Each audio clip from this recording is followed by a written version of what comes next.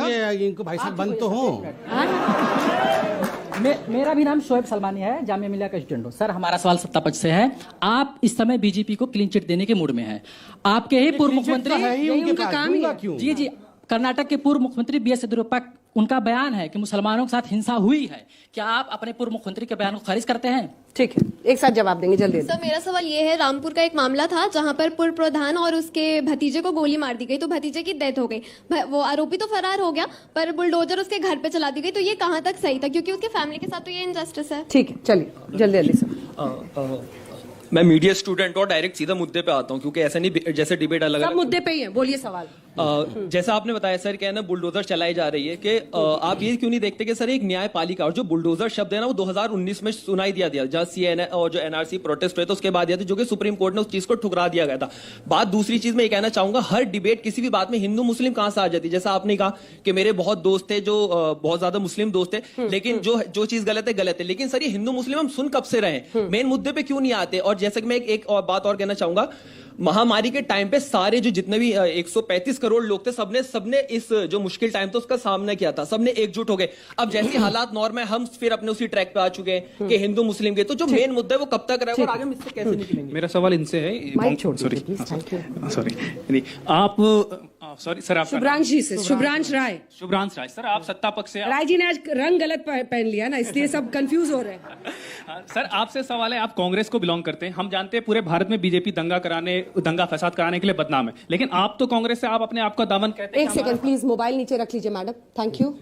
आप कहते हैं कि आपका दामन साफ है, आप, लेकिन राजस्थान के करौली में हुआ, झारखंड में हुआ, ऐसे हमने प्रोवोकेटिव सॉन्ग सुने, दोनों जगह कांग्रेस से। आप वहां कैसे फेल हो गए? अगर आप इतना ही अच्छे साफ है तो आप दोनों जगह रोक लेते। बिल्कुल एक क्या बोलते हैं, अगर पत्थर हो या फिर कुछ भी हो, आप उसको नहीं होने देते। आपके पास इनपुट होगा, आपके पास हर जगह विपक्ष के मोड में क्यों रहते हैं? मैं जवाब लूंगी आपसे, जल्दी से एक-एक करके जल्दी से सवाल पूछिए, छोटा मेरा सवाल ये है कि हर जगह मुद्दा कुछ भी हो, हमेशा राजनीतिक मुद्दों में हमारे रिलीजन्स क्यों आते हैं, और भी कोई मुद्दा पे ध्यान क्यों नहीं दिया जाता? ऐसे बहुत सारे मुद्दे जिस पे आप लोग ध्यान दे सकते हैं, बट हमेशा राजनीतिक में।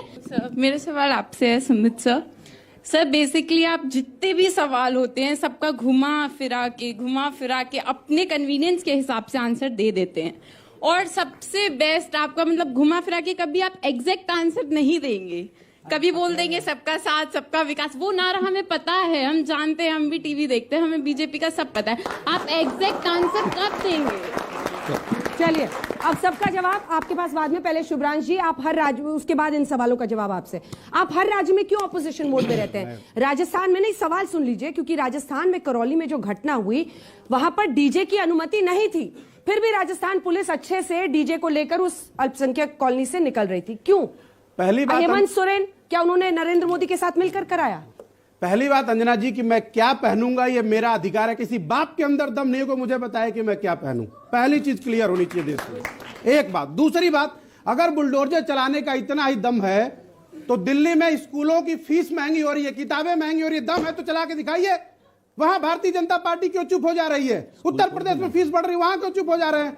और तीसरी बात, तेल गैस तो 100 के पार हो गया, ये बेशरम सरकार है, क्योंकि इनको सुनना तो किसी का है नहीं। लेकिन घर का राशन, अगर पिछले 3 सालों में लोगों की इनकम नहीं बढ़ी है और खर्चे आसमान छू रहे हैं, तो उसको बढ़ाने के लिए सरकार क्या कर रही है? क्या कुछ भी कहने पे आप सुनेंगे नहीं? अगर आपने चुनाव जीत लिया, इसका मतलब यह है कि आप लोगों की जेब पे डाका डालेंगे, हर बात को हिंदू मुसलमान करेंगे। मर रहा है गरीब, पैसे कमा रहा है अमीर इनका दोस्त, और बीच का जो मिडिल क्लास 3 सालों से जिसकी सैलरी नहीं बढ़ी, धंधा चौपट, इनकम टैक्स जीएसटी अपने आप में लोगों को मार रही है, उसके लिए कुछ करेंगे या नहीं करेंगे? ये सब लोग जो आपके सामने बैठे हैं अलग अलग कॉलेजेस के कैंपस के, एक वक्त होता था आज से 7-8 साल पहले जब कैंपस सिलेक्शन होता था, भैया आप सबका फ्यूचर कैसा है आपको दिख रहा होगा, हमें बताने की जरूरत नहीं है। संबित पात्रा जी की राजनीति की दुकान चल रही है, बाकी सबकी भी चल रही है, आपकी कौन सी दुकान चलने वाली है? आज आपने कहीं आपके पास अधिकार है कि आप किसी से नौकरी मांगे, व्यापार मांगे?